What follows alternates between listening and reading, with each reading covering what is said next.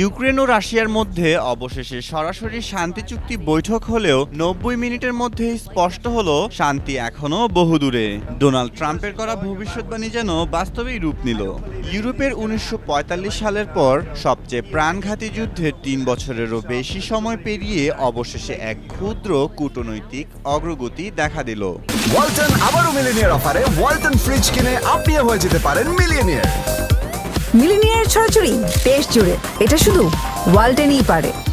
শুক্রবার ইস্তাম্বুলে বসেছিল রাশিয়া ও ইউক্রেনের প্রতিনিধি দলের সরাসরি বৈঠক, যা ২০২২ সালের মার্চের পর প্রথমবারের মতো অনুষ্ঠিত হলো। বসফরাস উপকূলে অবস্থিত ওসমানী যুগের একটি প্রাসাদে এই আলোচনা হয়, যার পেছনে ছিল তুরস্ক ও যুক্তরাষ্ট্রের চাপ ও উৎসাহ।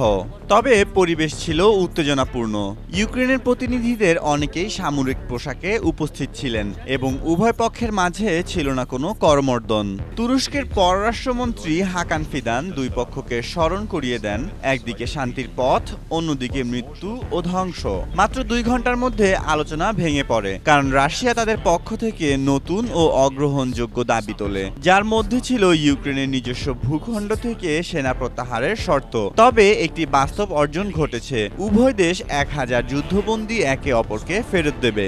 এদিকে যুক্তরাষ্ট্রের প্রেসিডেন্ট ডোনাল্ড ট্রাম্প দাবি করেছেন প্রকৃত সমাধান সম্ভব শুধু তার ও প্রেসিডেন্ট পুতিনের আলোচনার মাধ্যমে। তবে সেই আলোচনার সময় বা স্থান এখনো অনির্দিষ্ট এবং সম্ভবত সেই আলোচনায় ইউক্রেনের প্রেসিডেন্ট জেলেনস্কি থাকার সুযোগ নেই।